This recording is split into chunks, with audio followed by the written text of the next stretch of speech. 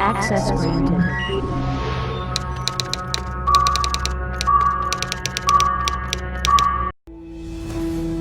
Pembangunan pesat di Malaysia telah menjadikan Malaysia sebagai satu destinasi tumpuan warga asing. Faktor penyebab warga asing memilih Malaysia kerana peluang pekerjaan yang banyak, kemudahan asas dan infrastruktur yang cekap, kemudahan sistem telekomunikasi, kemudahan kesihatan bertaraf tinggi dan sistem pendidikan yang baik.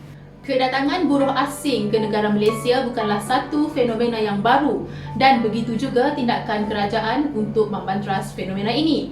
Migrasi di Malaysia telah wujud sejak abad ke-19 yang mana telah memberi kesan yang mendalam dalam aspek politik, sosial dan ekonomi.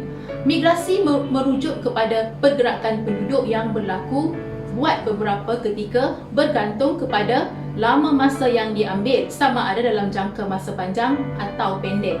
Konsep migrasi adalah pemindahan seseorang individu melintasi sempadan salah satu unit kawasan tersebut.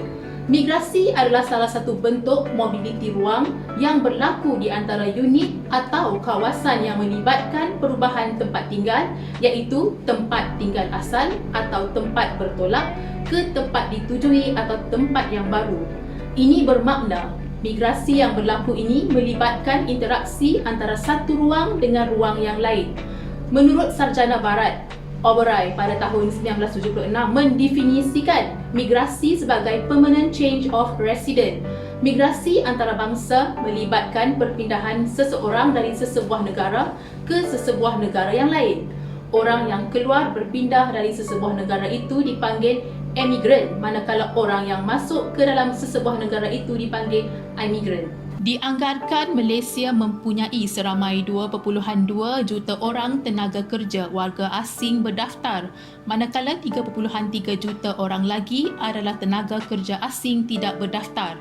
Jumlah yang sebenar mungkin lebih daripada ini kerana ramai di kalangan mereka yang berkahwin dan mempunyai anak dan keluarga yang membesar. Ini tidak termasuk di kalangan pelarian yang datang ke Malaysia sama ada berdaftar atau tidak dengan Suruhanjaya Tinggi Pertubuhan Bangsa-Bangsa Bersatu bagi Pelarian UNHCR.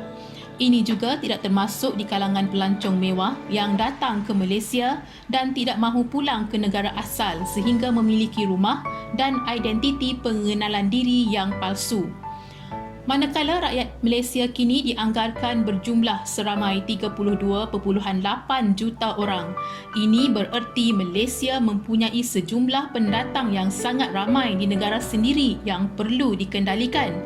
Biarpun tujuan asal adalah bagi mendapat tenaga buruh luar dengan lebih mudah dan murah, kebanjiran warga asing yang terlalu ramai ini telah menimbulkan pelbagai beban, antaranya beban sosial, kadar jenayah, saingan kerjaya anak tempatan, beban tanggungan kesihatan dan pendidikan serta keselamatan dan kesejahteraan. Baru-baru ini kita dihebohkan dengan berita sikap segelintir pelarian Rohingya di Pasar Borong Selayang sehinggalah kepada isu kerajaan Malaysia tidak menerima kemasukan 2 bot penuh pelarian Rohingya ke Malaysia.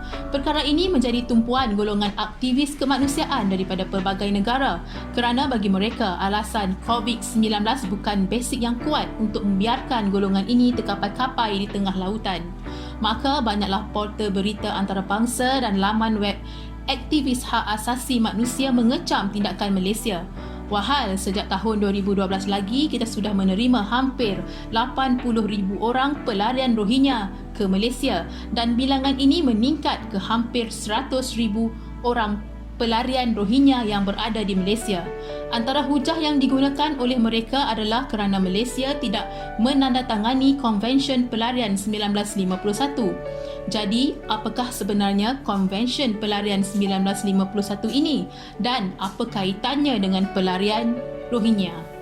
Sebenarnya PBB sudah sediakan satu set undang-undang antarabangsa khusus berkenaan dengan pelarian, refugee atau pencari suaka, asylum seekers, iaitu Konvensyen Pelarian 1951. Konvensyen ini bertunjangkan kepada artikel 14 dalam Pengisytiharaan Hak Asasi Manusia Sejagat, Universal Declaration of Human Rights. Mengikut sejarah tertubuhnya konvensyen ini disebabkan oleh kesan Perang Dunia Kedua.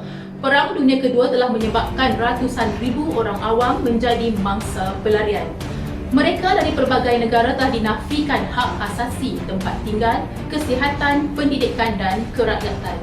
Jadi, bagi menjaga hak asasi pelarian akibat daripada peperangan ini, PBB telah mengadakan konvensyen ini dan telah ditandatangani oleh 147 negara pada tahun 2010 dan hanya 2 negara anggota ASEAN yang telah meratifikasikan konvensyen ini, iaitu Filipina dan Cambodia. Malaysia merupakan negara yang tidak meratifikasikan konvensyen ini. Maka, Refugee Convention 1951 sudah menggariskan panduan dan menyederakan apa jenis hak manusia yang akan terpelihara apabila pelarian-pelarian ini lari ke negara yang sudah menandatangani konvensyen. Pelarian ini tidak akan dikira sebagai pendatang asing tanpa izin parti dan secara tidak langsung mereka semua ini tidak boleh diambil apa-apa jua tindakan.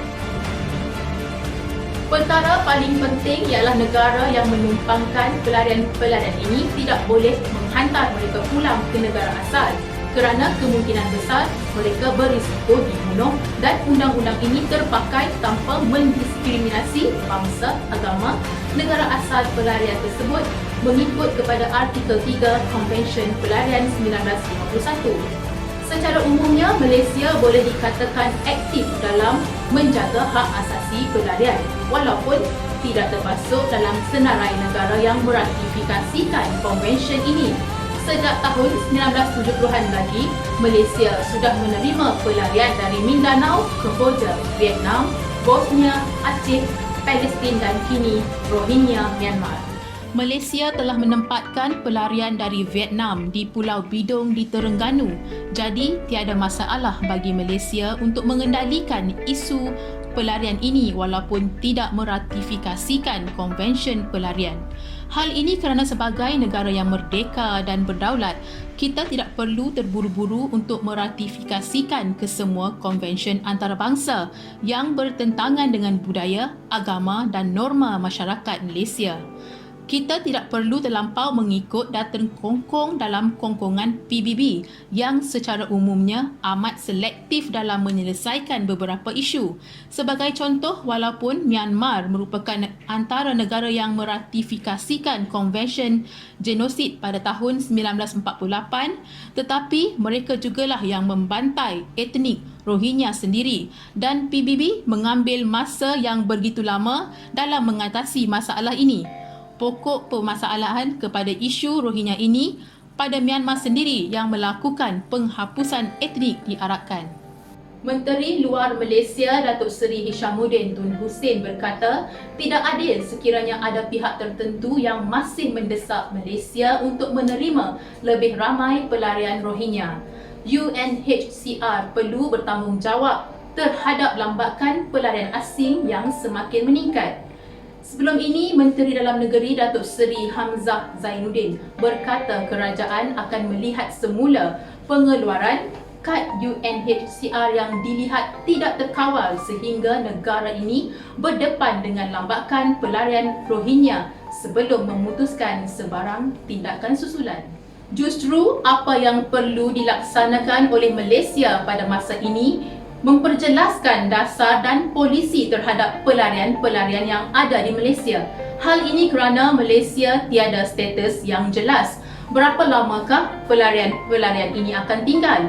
Adakah mereka akan memperolehi kerakyatan atau adakah mereka akan dihantar ke negara lain yang akan memberi mereka kerakyatan? Walaupun Malaysia tidak menandatangani perjanjian pelarian 1951, tetapi kerajaan Malaysia tetap komited untuk membantu pelarian ini.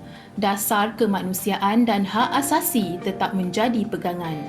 Namun, apa yang paling penting kini, keselamatan rakyat Malaysia perlu diutamakan, terutamanya ketika negara sedang menghadapi ancaman pandemik COVID-19. Isu pelarian ini bukan hanya menjadi tanggungjawab negara ketiga, tetapi ia merupakan isu global yang menjadi tanggungjawab seluruh dunia.